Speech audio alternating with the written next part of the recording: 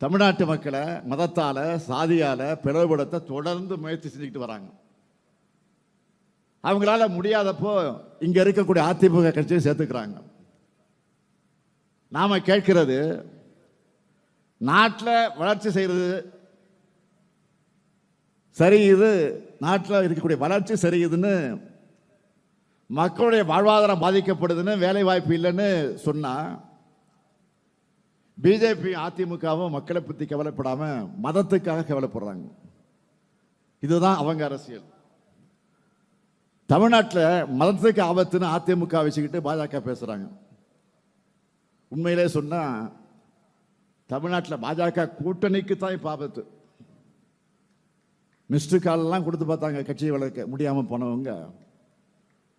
தங்களுடைய அரசியல் லாபத்துக்காக இப்ப கடவுள் பெற மிஸ்யூஸ் பண்றாங்க, மிஸ்யூஸ் பண்ணிட்டு இருக்கிறாங்க.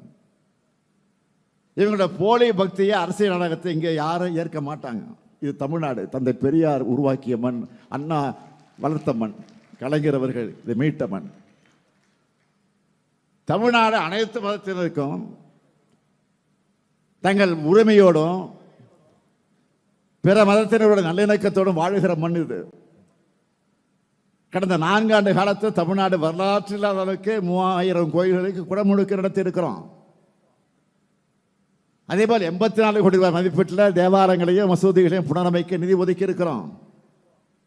இதுதான் நம்ம திராவிட மாடல்.